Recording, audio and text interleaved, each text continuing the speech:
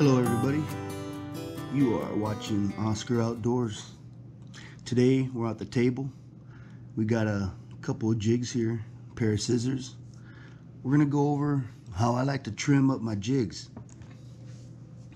Now when you buy them brand new, they come already well put together, you know. They got the weed guards and the skirts nice and long and everything, and they're gonna get bites. They've been they're a proven artificial bait. But what I like to do to increase my success rate is kind of make them look a little bit more ferocious, a little bit more aggravating, a little bit more wild looking, a little more natural, I guess you could say. So what I like to do is get a pair of scissors. This is what you're gonna need here, and of course a couple of jigs, and kind of get these weed guards here. I like to spread them out. Just spread them out a little bit.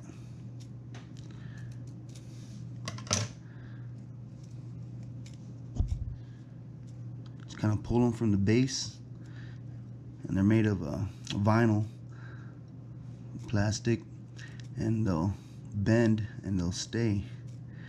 All right. Then I like to push them a little. See, now they're spread out. Now I like to kind of push them a little bit toward the hook and bend it at the base. That's where you're gonna get the most flex. Okay, now you see how it kind of spread out now, nice and spiky instead of being all bunched together. See, that's what you want right there.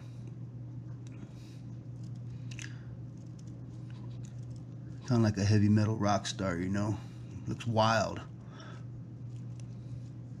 It kind of breaks down that profile a little bit, that dark silhouette, which is good sometimes, but you're still gonna have it, see? Just like that. And I take the scissors and I kind of take a little bit off here. Just like this, a little bit off there, just like that. Take some off behind these hooks here, just like this, and kind of give a little haircut, a little trim, just like that. So it's kind of tapered up this way. So you're still gonna get that brush guard protection. You're gonna be able to set that hook a lot better, even with smaller fish. A little bit more finicky biters, you're gonna bite it a lot softer. You know, maybe in the springtime you throw it on the bed, they're just gonna want to pick it up sometimes and move it and not dedicate the whole bite. So you'll get a better hookup ratio. Okay, that's part one of what you can do to modify this bad boy. That's what I like to do anyway, you know. And then just with the skirts there, if you look, they're kind of hanging nice and even. So from there, kind of like, just give it a little haircut too, trim it a little bit, on the outside edges, just a couple here and there, just like that. So now they got a little there's a few of them kind of sticking out around the football head there. So to me, that mimics antenna, legs. It kind of makes it more of a crawfish, a critter kind of deal, instead of a swimming bait. Pull off that excess there. So trim a little here and there, just a little bit, just little stuff like that. A little more aggressive looking.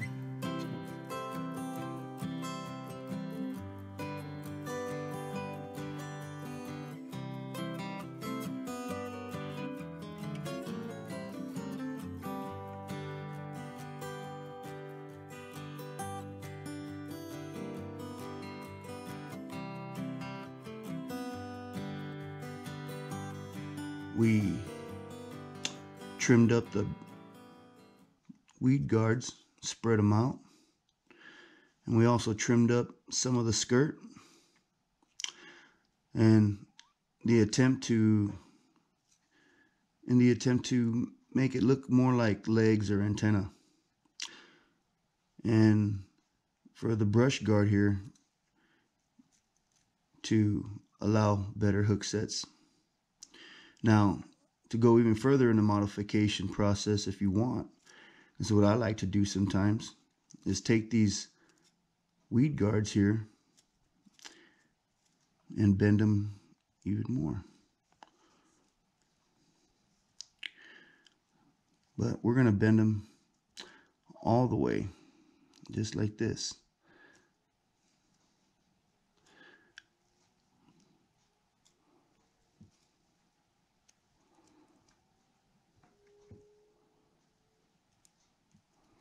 You see that?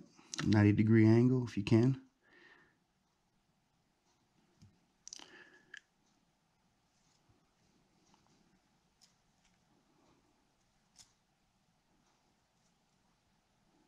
And you want to do as few or as many as you like. But you want to make sure ultimately that you still keep most of it above this hook tip, so the weed guard can still serve its purpose.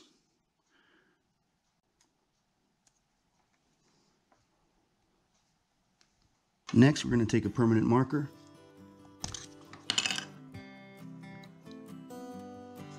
We're going to put some eyes.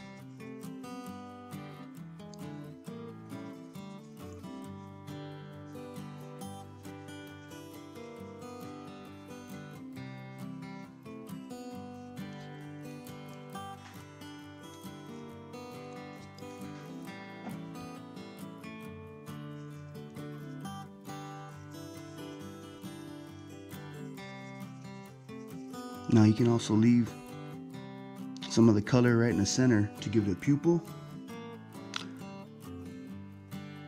but that's up to you guys.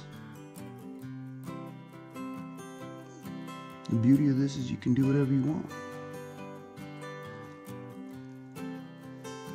You know? You can even put a small mouth.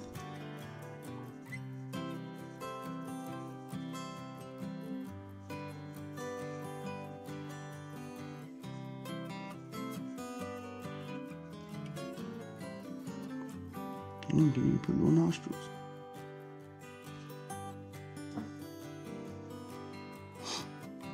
There you go.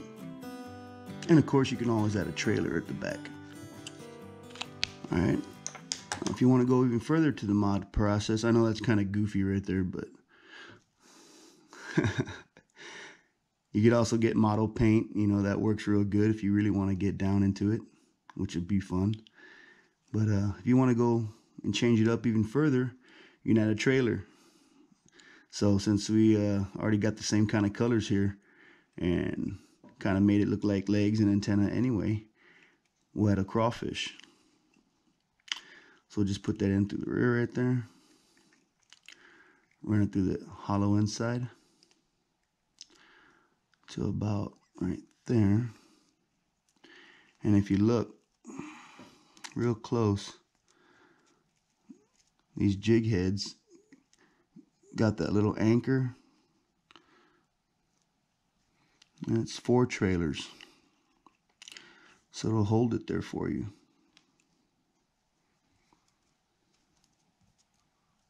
All right, there you go.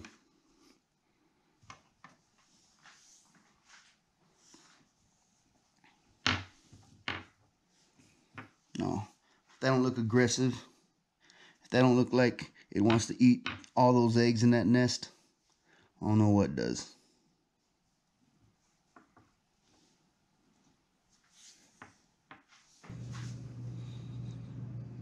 Alright guys, we're going to get into these do-it-yourself carp rigs here. These are the kind I like to use when I go fishing for a carp, and they're fairly easy. And it just consists of some 10-pound test, a little shot weight, and a small hook. Alright, so what we're going to do is start off with about a 2-foot piece of fishing line. 10-pound test is good. We're going to fold it in half evenly, just like that. Come all the way to the back.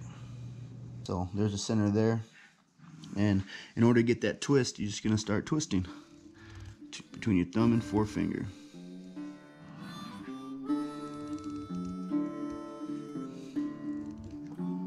There you go. It'll start to hold on its own after it starts to get in that twisting.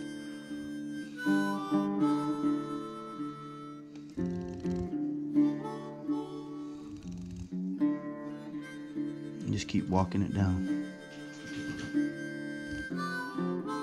You can see that twist starting to form.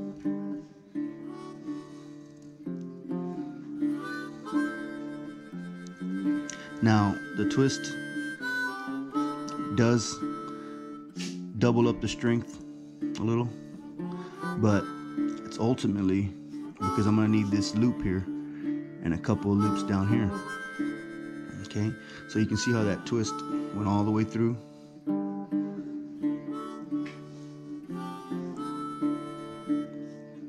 All right, and this tail end, this tag in here, I'm just going to tie that.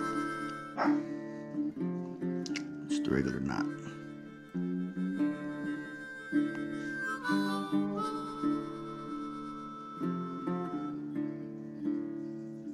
Feed it through the eye.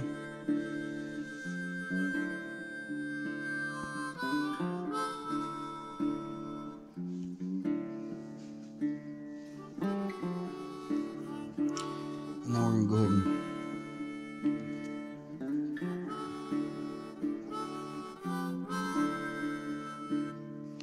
tie it like we normally would. 1, 2, but we're only going to go 3 times. You want to leave about 1.5 to 2 inches on your tag in here. Go back to your own loop, just like that. Make sure to keep that 1.5 to 2 inches on that tag in, and just pull it through, just like that. You can moisten it a little bit if you need to sink that knot.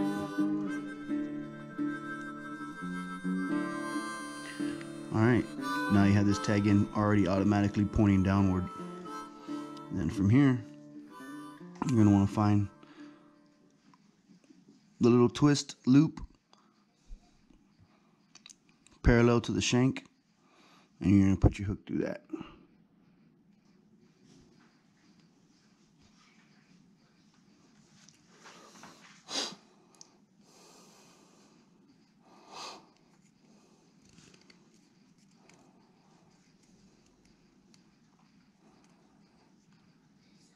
Just like that.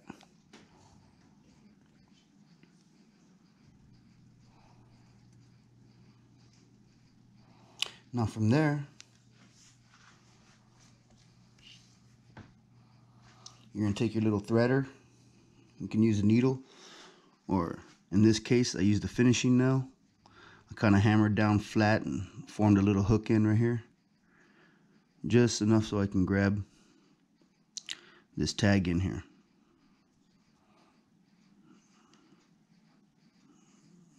Like that. You're going to take whatever carp bait you're going to use. This is just a bread bait here. Take this threader.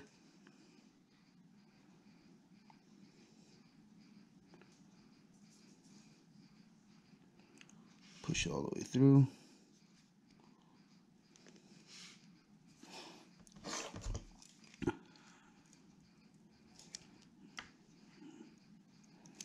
Just like that. Then you're going to take a small twig or a stick, and you're only going to take a small sliver of it. In this case, we're going to go ahead and split this one in 4.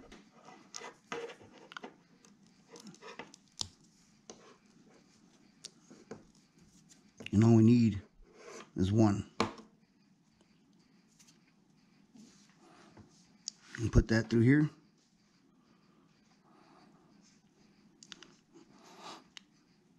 And pull this back out. Just like that. Now when you toss it, the bait won't fly off. From there, I add a small shot weight, about 2 inches from the hook. Just like that. And what that does is just give it a little bit of tension so that hook can stay pointing downwards when that carp sucks up the bait. And that weight gives it just enough tension for it to kind of get that hook to sit right on his lip. Okay, let's show that one more time with another rig. This one has a little bit of shorter tag line because you actually want that bait kind of snug up against that hook. Okay, so again, you're going to take your threader,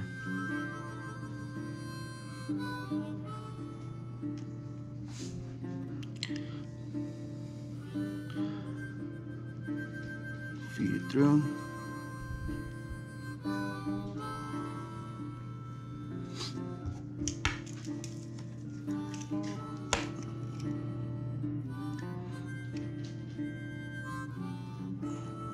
Just like that. Your little piece of stick. And just pull back a little bit, just like that.